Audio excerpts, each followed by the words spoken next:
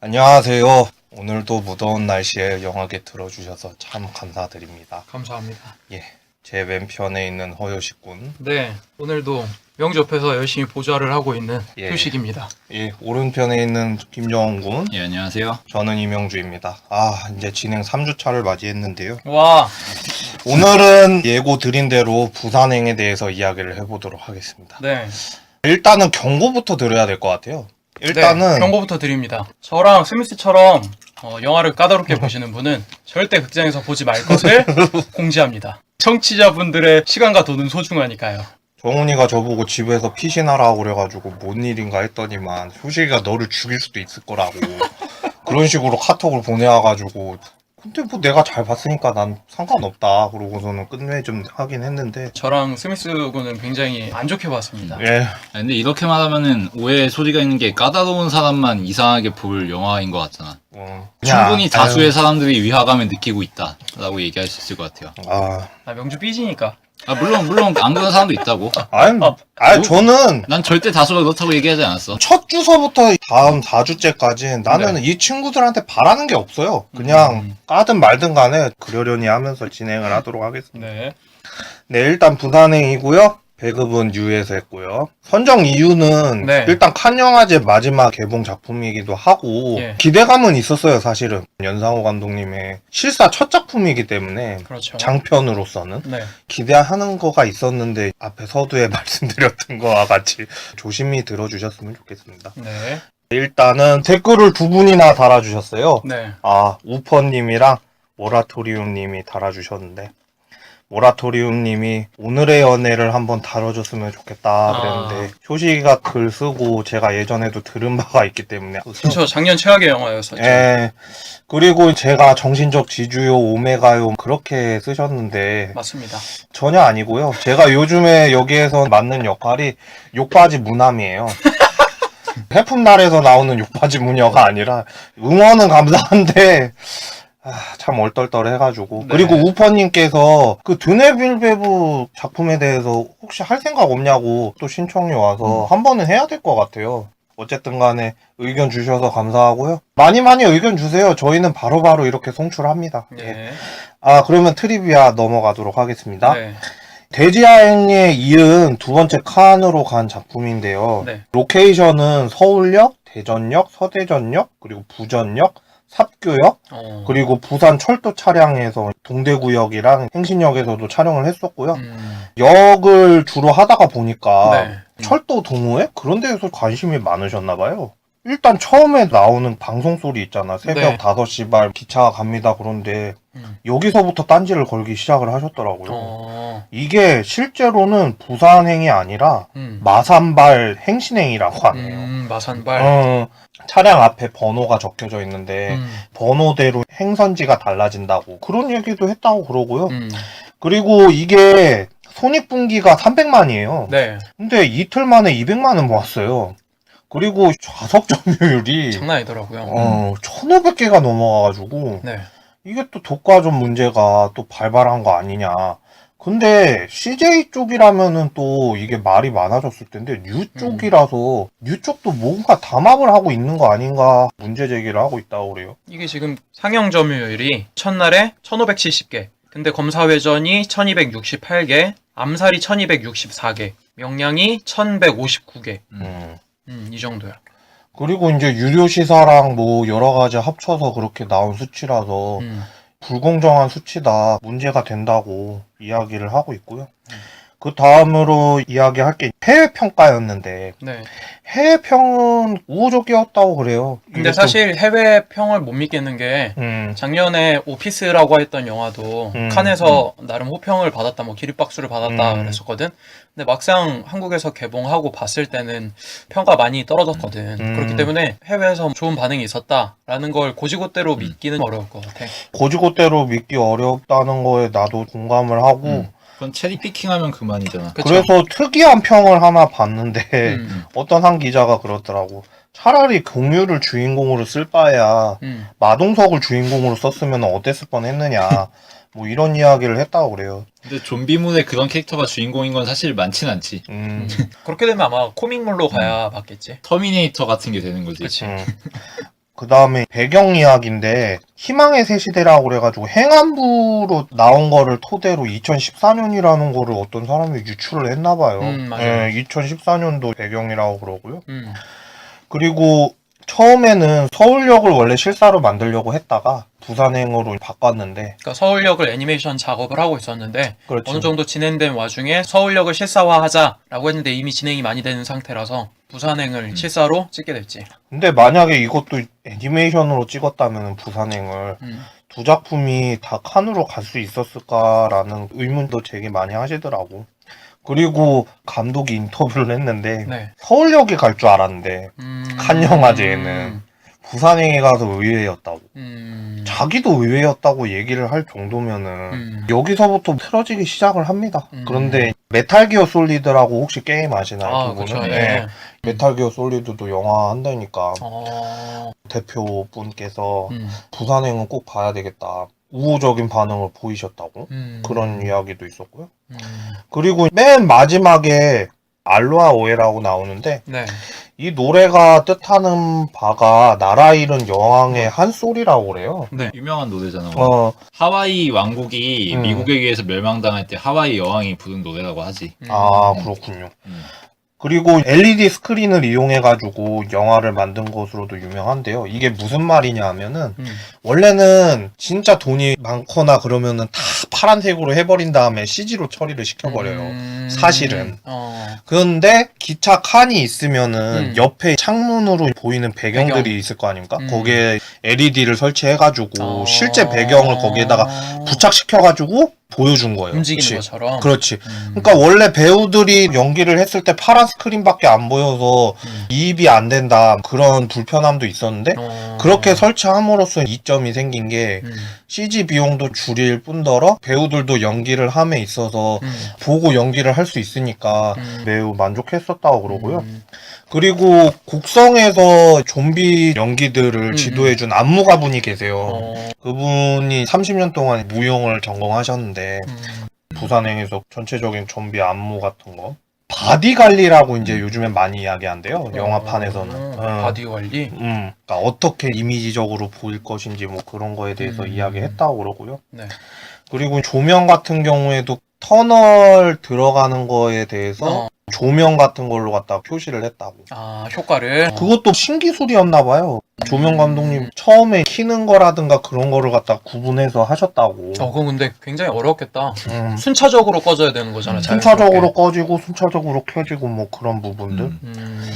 그리고 폭과음에 대해서는 괜찮다고들을 하시는데 이게 OST가 나올 수 있을까라는 의문점도 생긴다고. OST 나올 게 있어? 없을 것 같은데 내가. 알로하고에 말고. 그치, 없을 것 같지. 뭐 어찌됐든 간에 이 정도 얘기해드릴 수 있을 것 같고요. 바로 감독님에 대해서 이야기를 해보도록 하겠습니다. 네. 연상호 감독님이고요. 네.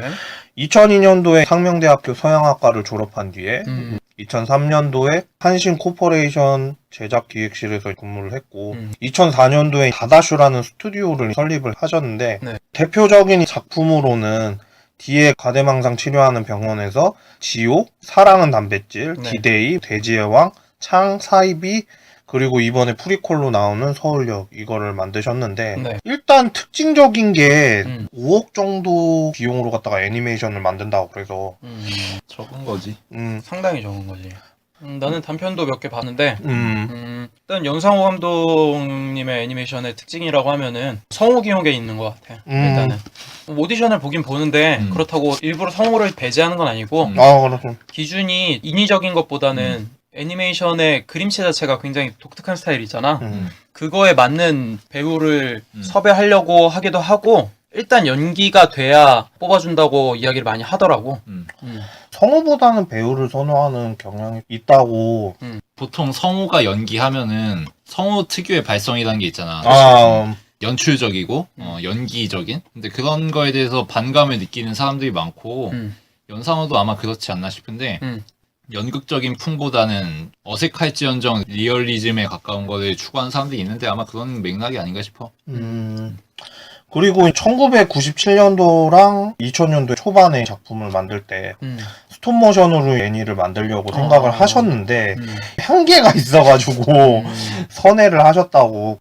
존경하는 감독님도 이야기를 했는데 미야자키 하야오나 오토모 가치히로 그리고 유이사 마사아키, 후루야 미노루. 내가 잘은 몰랐는데 한 분은 카이바라는 만화를 만들었고 그 다음에 이나중 탁구부도 만드신 분도 있고 그리고 우리나라 감독으로는 이창독, 김기덕. 오토모카치로 아키라 만든 감독이잖아. 아키라는 만화의 그림체라 그래야 되나? 그게 닮은 면이 있는 것 같아서. 그리고 유아사 마사키 감독 같은 경우는 마인드 게임이라고 하는 애니메이션이 있어. 마인드 게임. 굉장히 재밌는데 이게 유의미한 작품인 게 2004년도에 나왔는데 이때 하울의 움직이는 성도 나왔단 말이야. 근데 일본 문화청에서 마인드 게임의 대상을 줬고 하울의 움직이는 성에는 우수상 정도? 하울의 성을 제친 작품을 만든 감독이 유아사 마사키인데 굉장히 독특해. 이 사람 애니메이션도.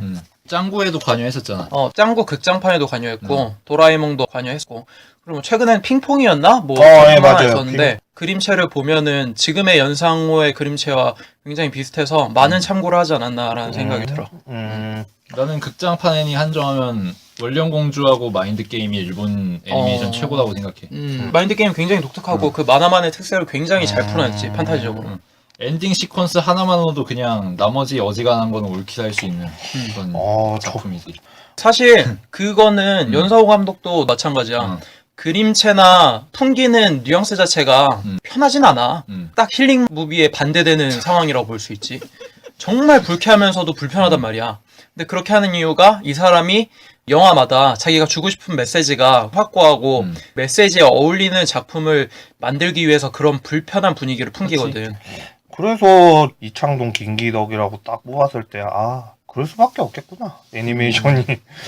단편 얘기하고 싶은 거는 사랑한 단백질 얘기하고 싶은데 사랑하는 이 단백질. 애니메이션 진짜 좀 또라이같이 그거 원작이 있어. 원작이 있는 거야? 그 최규석 알지? 그 송곳의 최규석. 그 사람이 단편집 낸 거 중에 있는 작품인데 원작이 있긴 있을 텐데 왜 하필 그걸 선택했느냐는 말이지. 그러니까 본인도 좋고 본인도 애니메이션화 하고 싶었으니까 선택을 했을 거 아니야. 애니메이션 되게 웃기지.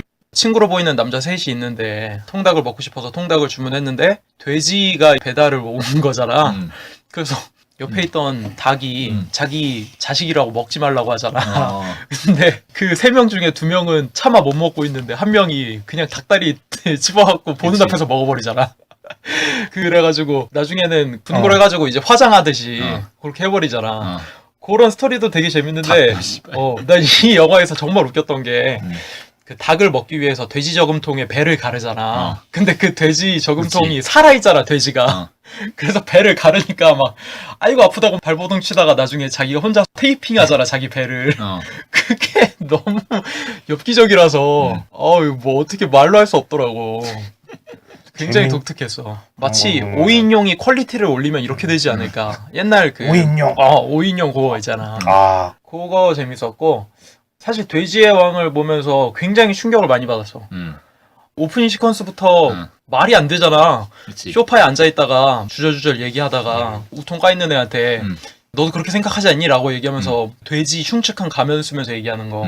그러고 돼지의 왕이라고 하는 제목이 박히면서 오프닝이 시작되잖아.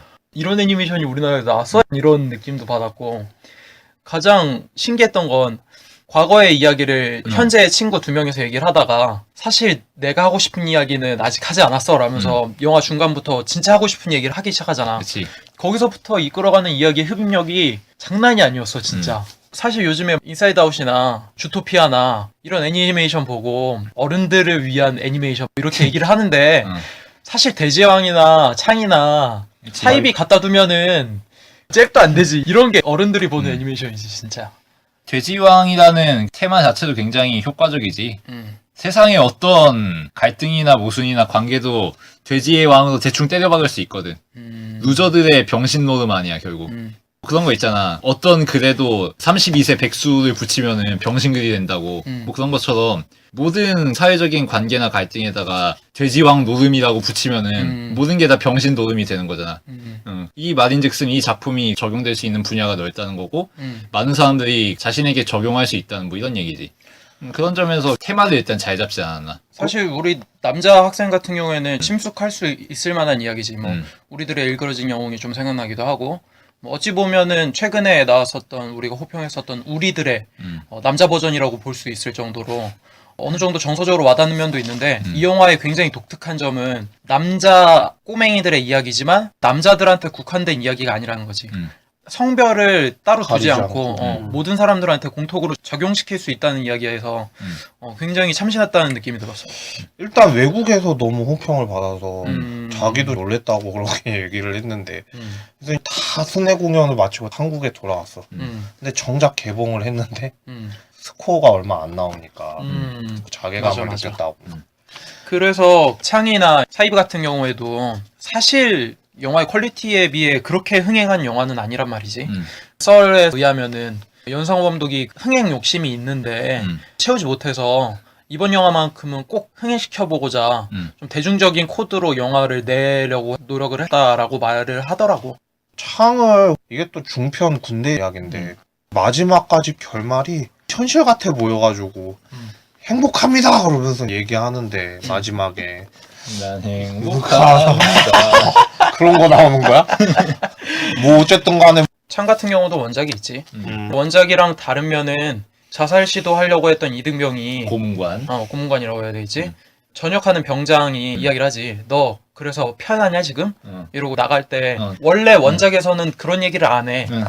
안 하는데 영화에서는 유일하게 그때 이등병이 소리를 치면서 이야기하지. 근데 그때 주목해야 될 게 뭐냐면 전역하는 병장의 얼굴이 극도로 일그러져. 그 이유가 뭐겠어? 영화 전체적인 내용의 마지막에 핵심을 짚어주는 거거든. 굉장히 자존심 상한다 이거야. 그 주인공은 어떤 인물이냐면은 좌우명이 써있잖아. 할 땐 하고 놀 땐 놀자. FM이야 FM. 모범병사. 그렇지. 딱 군대에서 좋아할 만한 인물. 폭력 행위를 가하더라도 어떻게든 적응시켜서 에이스로 만들고 끌어올리려고 하는 사람. 그런 신념을 가진 게 맞다고 생각하고 당연하다고 생각하는 사람인 거지. 오히려 뺑기치고 이러는 사람들은 그게 잘못된 신념이라고 생각하던 사람이었는데 전역할 때 보니까 얘가 편하다는 거야. 자기는 억울하고 어이가 없지. 그러면서 일그러졌을 때 그 얼굴을 보면서 어떠한 신념이 맞는 건 없다라고 핵심을 찔러주는 듯한 엔딩과 함께 급격하게 엔딩 크래시 올라가잖아. 되게 인상적이었어, 난 그 장면이. 군대만큼 사실 돼지왕스러운 공간이 없지. 그야말로 돼지들의 왕노름 그런 공간 아니야. 계급차라든가 뭐 여러 가지가 있으니까. 그리고 이제 마지막으로 사이비에 대해서 이야기하고 다음으로 넘어가도록 그것도 할게요. 돼지왕 노름이지. 최고의 돼지왕이 뭐야? 신 아니야, 신. 그렇지. 사이비 같은 경우에는 어디서 들어봤을 법한 상황이지 사실. 다단계 회사라든가 뭐 그런 거. 무한단물 생각도 나고. 그리고 여기서는 그림체도 깔끔해졌고 눈이 편해졌어. 그리고 이 영화 때문에 이 감독이 실사 영화로 나와도 전혀 문제가 없겠다라고 생각할 수 있을 정도로 이야기를 구성하거나 전개하는 연출이 굉장히 뛰어나지. 갈등이 계속 전복되잖아. 이 흐름으로 가는 게 맞는 건가 싶은 상황에서 다시 전복되고 그런 식으로. 게다가 캐릭터들도 특성을 굉장히 잘 잡아주고 가장 중요한 점은 이 영화에서 그 누구도 선한 사람이 없다는 거지. 주인공이 딸 장학금 도박으로 날려먹은 그 인물이잖아. 그 인물도 선한 인물이 아니잖아. 그 인물이 제일 쓰레기지. 사실 제일 쓰레기인데 깨어있다고 하긴 뭐하지만 그 상황을 정리하려고 하는 인물이잖아. 현실을 통찰하지. 왜냐하면 자기는 쓰레기이기 때문에 이 쓰레기 같은 인간들의 허위를 다 알 수 있거든. 니들이 그렇게 깝쳐봤자 나랑 똑같은 놈들이야 뭐 이런 거 아니야 결국. 그치.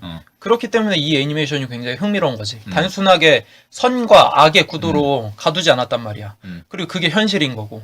더 나아가서 마지막에 그 사람도 결국 나약하기 때문에 신한테 비빌 수밖에 없다는 사실. 그렇지. 그런 되게 흥미로운 결말이지. 인간들의 군상을 살펴볼 수 있는. 그런데 꺼려 할 만은 해. 나도 이건 좀 아닌 것 같은데 그러고서는 처음에는 꺼려 하다가 훗날에 봤는데 내가 정말 잘못 본 거였구나. 그 안에 있는 메시지라든가 그런 게 깨달음을 얻으셨구나. 그런 생각이 들어서 그렇게 봤던 것 같아. 근데 부산행을 보지 않았을 때 소감은 딱 이랬어. 근데 부산행을 보고 나서 지금 다시 전작들을 떠올려 보면 사실 그림체나 뉘앙스가 구시대적이야. 지금이랑은 안 어울린다고 이야기할 수 있을 것 같아. 어설프지. 예를 들어서 바시레와 왈츠를 이야기를 하면은 사실 그 영화는 더 무게를 다룰 수 있는 영화잖아. 이스라엘 작품이죠. 그런데도 불구하고 그 작품은 색감이나 그림체 자체가 굉장히 세련되어 있어. 되게 현대적이야. 얘기하는 거는 굉장히 무거운데도 불구하고. 근데 부산행을 보고 나서 전작들을 다시 한번 떠올려보면 물론 주제가 그렇기 때문에 애니메이션의 그림체나 주는 느낌 자체가 쌈마이하고 불쾌한 게 당연하게 보일 수도 있는데 사실 좀 옛날 스타일이라 예를 들어 뭐 공포의 외인구단 같은 그런 느낌이 더해져 있어서 2020 원더키드 이브 이런 거 사실 그런 게 깔끔해지고 세련되게 떨어져야 된다라는 느낌을 받더라고. 왜냐면은 부산행을 보면서 느낀 것 중에 하나가 분명 상업영화고 오락 영화를 만든다고는 했지만 아재 감성 이상을 못 벗어나는 느낌이 났거든. 그래서 전작들도 오히려 나는 재평가하게 됐어. 그치. 그 이전에야 저예산 애니고 뭐 이 사람이 애니메이션 만든 테마나 주제의식이나 이 갈등을 풀어가는 스토리 작법을 봤을 때 설마 연출이나 화체나 이런 것들에 능력이 없어서 이렇게 만든 건 아니겠지 라는 생각이 든단 말이야. 일부러 그런 스타일로 갔겠지. 익스큐즈 할 수 있어. 뭐 이렇게 된단 말이야. 근데 부산행을 보고 나서는 그때 그게 신경을 안 써서 그런 게 아니라 그냥 할 줄 몰라서 그런 게 아닌가? 라는 의혹을 품을 수밖에 없는 거지. 이 정도로 연상호 감독님에 대해서는 마치도록 하겠고요. 네. 배우들에 대해서 이야기를 해보도록 하겠습니다. 일단은 서구 역할을 맡았던 공유, 동갑내기가 이야기, 20살 스크린, 그녀를 모르면 감첩, S다이어리, 잠복근무, 김종욱 찾기, 도가니, 용의자, 남가여 등등에 출연을 했습니다. 일단 공유가 나온다고 하길래 히어로적인 거 멋있는 역할 나오나 했더니 아버지 역할로 나오더라고요. 그렇죠. 도가니에서는 역할이 선생이었으니까 비슷한 캐릭터로 가려고 한 건가? 그렇게 생각을 했었는데 일단 최근에 본 전작은 남과 여였고 전도연이랑 같이 나오는 예, 맞아요. 이제 공유를 보면서 나는 슬슬 인정을 하는 것 같아. 무르익을 만큼 슬슬 무르익어가는 것 같고, 그리고 이번 아버지 역할이 잘 어울렸어. 영화의 건조한 느낌이나 진지하게 연기를 하는 느낌의 템포나 뉘앙스가 공유에 잘 맞춰져 있다라는 느낌이 들었고, 사실 다른 배우는 영화의 느낌과 잘 맞았는지는 모르겠는데 공유는 주인공 할 만한 분위기가 확실히 보였고 연기 자체도 아버지를 해도 충분히 어울릴 만큼 성숙하지 않았나라는 생각이 들고, 그리고 용의자라고 하는 영화가 있었잖아. 그렇죠. 액션이 아주 화려했었던 거기서 공유 몸을 보면은 진짜 깜짝 놀랐어. 몸이 진짜 섹시하더라고. 벤치마킹한 게 톰 크루즈 모티브로 했었다고 그러고 동갑내기가 이야기할 때는 처음 봤는데 그때 연기를 했을 때랑 지금은 180도 다르고 하루라도 살 수 있으면 공유의 얼굴과 공유의 몸을 갖고 싶어. 남자가 봐도 너무 매력이 있어 진짜 공유는. 원빈이나 이병헌 이쪽보다는 공유 쪽 진짜 멋있는 것 같아. 전환점이 됐었던 게 영화가 아니라 커피 프린스 1호점인가? 그쵸. 인지도를 쌓기 시작을 했는데 맞아요. 그 전에는 찌질이 역할이어서 거의 다 동갑내기가 이야기에서도 계속 얻어 맞아요, 터지는 맞아요. 역할이었거든. 맞아. S다이어리 같은 경우에는 젊은 섹스 파트너 정도? 뭐 이 정도로 소개해 드릴 수 있을 것 같고요. 그 다음에는 수한 역의 김수한, 네. 아역이죠. 미안해 고마워, 숨바꼭질, 경주, 콩나물, 신촌 좀비 만화, 제보작, 하트, 봄, 협녀, 특종, 양천살인기, 헤어와 무서운 이야기 등등에 나왔습니다. 차이나타운에 나오지 않았나요? 예, 차이나타운에도 나왔습니다. 콩나물을 통해서 이야기를 잠깐 했었던 것 같은데 나오는 역할마다 해맑은 느낌의 역할이 아닌 것 같아서 굉장히 아쉬워요. 차이나타운에서도 김고은의 아역이었던가? 그렇게 나왔는데 콩나물에서 봤던 해맑던 얼굴을 보고 싶은데 이번 영화에서도 그렇게 해맑게 웃는 장면이 거의 없잖아. 울거나 고난당하는 역할이 너무 많아가지고 아쉬워요. 이번 해맑게 웃는 모습을 보고 싶어. 그리고 06코리아하고 똑같더라고. 그래? 24개인가 25개인가 똑같더라고. 벌써? 코리아가. 뭐 한 가지 짚자면은 되게 이쁜 미소녀로 성장할 것 같지 않다는 느낌이 있어요. 그러니까 영화에서 여태까지 나온 영화들을 써먹는 거 보면은 이쁘고 귀여운 역할로는 나오지가 않아 잘. 우리 형도 얘기를 했는데 김세론 전 처박는 것 같다고. 김세로는 진짜 이상한 것만 찍었지. 그렇지. 고아의 유괴된 소녀의 도희야. 무당 역할에 뭐 여러 가지 다 했으니까. 그렇지. 아저씨에서. 김수환 배우는 이 정도로만 얘기를 하고요. 네. 그 다음에 용성 역할을 맡았던 김희성, 천리막 오속, 상무라고 해야 되죠? 예. 네. 네온 속으로 노을지다, 박봉숙 변호사, 엄마에게 애인이 생겼어요, 무수의 뿔처럼 혼자서 가라, 돼지가 우물에 빠진 날, 억수탕, 부촌반향, 건축학개론, 남영동 1985, 26년, 누구의 딸도 아닌 회원, 런닝맨, 용의자, 소수의견, 자유의 언덕, 빅매치, 살인의뢰, 스물, 암살, 내부자 등등등에서 나왔습니다. 요즘에 이 사람이 안 나오면 한국 영화가 아니다. 정말 조연으로서는 악랄하고 야비하고 그런 것들 특화되어 있어가지고 이번에도 저는 좋게 연기를 봐서 혹시 예전에 연기 봤던 거 중에서 좀 인상 깊었던 게 좀 있나 궁금하네. 그냥 홍상수가 적당한 조연 필요하면 항상 픽업한 사람이지. 맞아. 돼지가 우물에 빠진 날부터 그랬어. 근데 대충 어디 써도 대충 다 어느 정도 잘 소화하긴 해. 김우성 배우는 그런 구닥다리 아재에서 벗어날 수 있었던 게 스물에서 김우빈 아빠 역할로 나오면서 굉장히 쿨한 아빠 역할로 대중들의 이목을 사로잡은 다음에 난 아직도 기억 남는 게 트위터에 자기랑 같이 일한 동료들 평가 써놓은 게 있어. 그게 굉장히 재밌으면서 어린 대중들한테 친숙하게 다가왔어, 이미지로. 사실 그 정도 커리어 가지고 그 정도 나이면은 가깝게 느껴지지 않잖아. 근데 젊은 층에서 오히려 그렇게 대중들이랑 소통을 해버리니까 되게 가깝게 느껴지더라고. 이번 영화에서도 반갑다라는 느낌이 더 강했어. 처음에 딱 얼굴 보였을 때. 아, 또 나와? 지루한데? 이런 느낌보단 저분 또 나오셨네. 호감으로. 반갑다. 마치 동네 PC방에 가면은 동네 아저씨. 항상 보던 아저씨가 거기서 똑같이 넷마블 그 고스톱을 치고 있는 거지. 근데 가끔씩 음료수 사주고 라면 하나 먹어 이러면서 시켜주고 좋은 쿨하게. 아저씨다.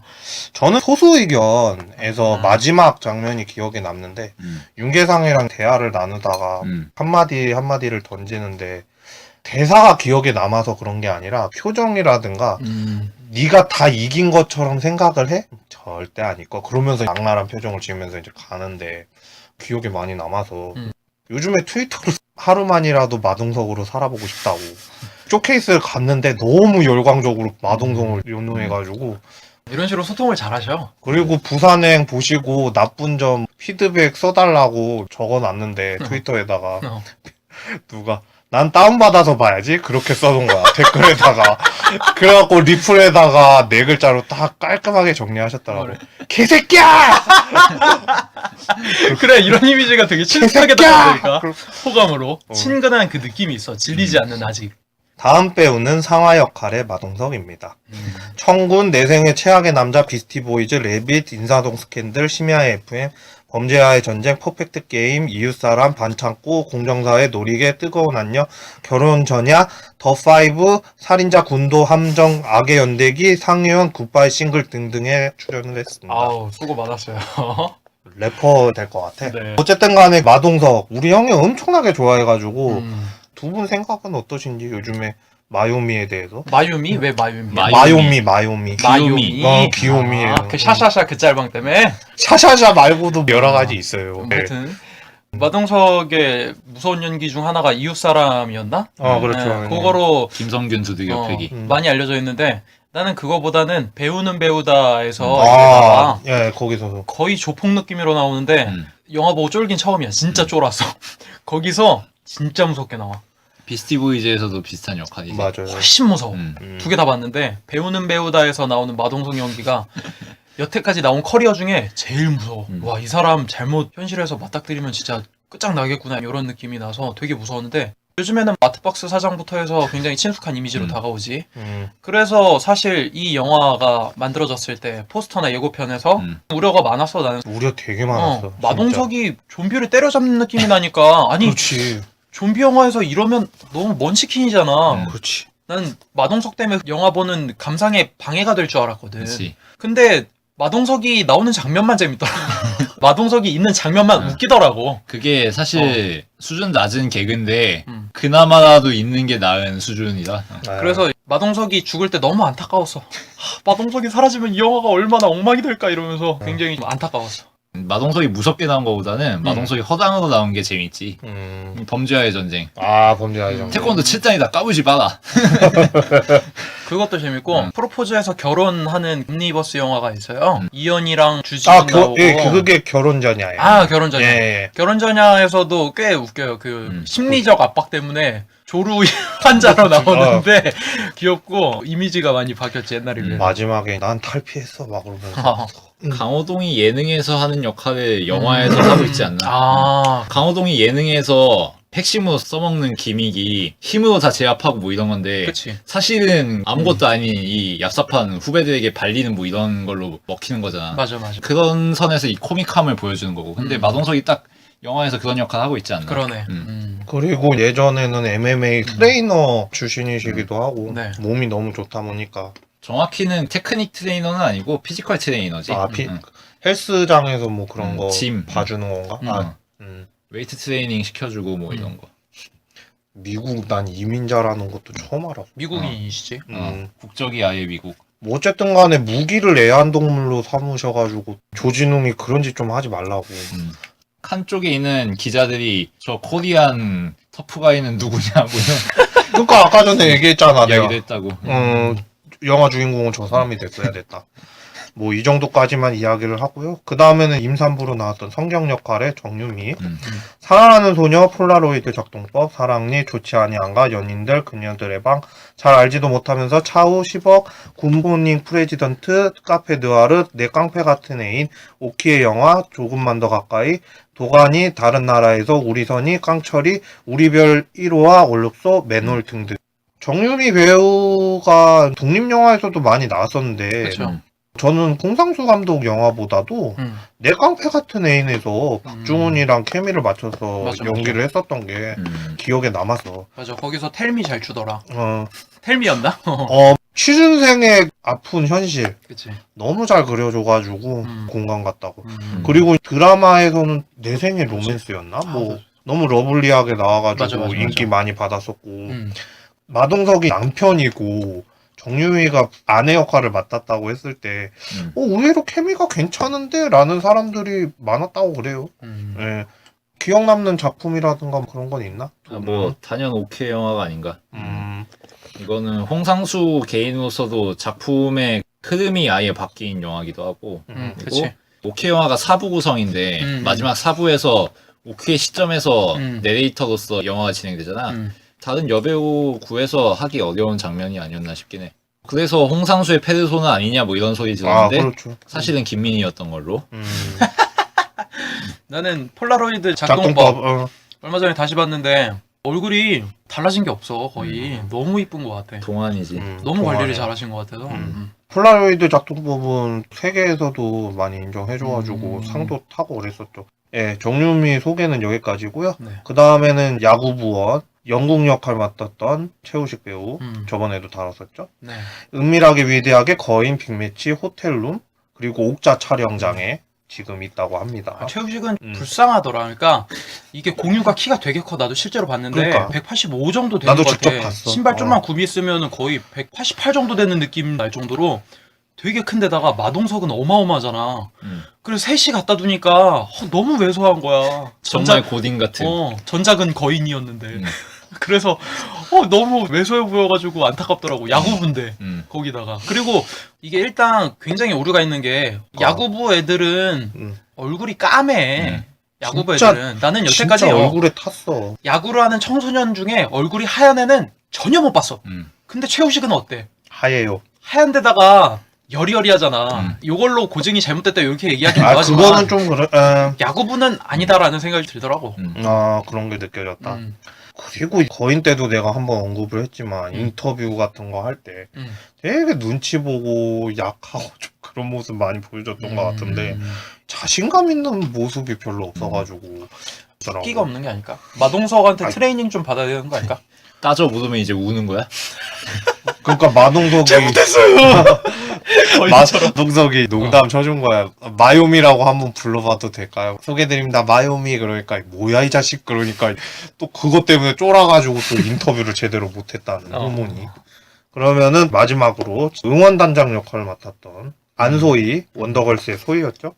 배운구조에 의한 공감각이라는 단편 영화 그리고 뜨거운 것이 좋아라는 데뷔작이 있었습니다. 관객들이 꽉 차 있었거든? 소희가 대사할 때마다 헛웃음 짓더라고. 좀 아쉬웠던 캐릭터 중에 한 명이 이 진이 역할이 아니었나. 응원단장. 진짜 하는 거 별로 없었어가지고. 나온 게 손해다 싶어. 그리고 사실 이 배역은 아무나 써도 되는 배역이잖아. 얼굴 조금 이쁘고 연기력 조금 될 만한 사람. 애떼고. 근데 안소희를 넣었다는 건 이미 절대적으로 이 영화는 상업 영화다. 절대적으로 관객들을 동원시키겠다. 주위 사람들의 이목을 끌겠다. 이거밖에 안 되는 선택이라고 생각을 하고 연기가 너무 좀 그래서 불쌍해 사실. 그러니까 소희한테 그렇게 어울리는 역할이 아니라고 생각이 들거든.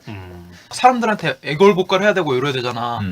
근데 우리가 흔히 알고 있는 이미지랑 굉장히 다른 느낌이잖아. 귀엽고 수줍음 많은 거기다 시크한 이미지잖아. 그러다 보니까 대입이 안 됐지 캐릭터랑. 근데 뭐 사실 이 정도는 본인이 소화할 수 있어야 된다고 이렇게 얘기하는 게 맞지. 그렇지. 그렇긴 해. 그리고 아마 소희가 이런 역할 하는 것도 몇 년 안 남았어 이제. 나이 더 먹으면 이런 역할 하지도 못해. 아 그래. 그럴 수도 있겠다. 음. 여기까지 1부 순서를 마치도록 하겠고요. 네. 2부에서는 주위에서 잘 들어주셨으면 좋겠어요. 네. 카톡에서 살기를 잠깐 느껴가지고 그리고 갑자기 효식이가 리뷰글을 PGR에다가 올려놔가지고 그렇죠. 아 2부에서 할 법한 이야기겠구나 생각을 했고요. 나중에 한번 기회 되면 보세요. 제목이 뭐라고 적어놨냐? 거기다가 게시판. 제목? 한국형 좀비 닦기 영화. 네 그렇답니다. 네. 그러면은 조금 쉬었다가 2부에서 뵙도록 하겠습니다. 네, 2부에서 뵙겠습니다.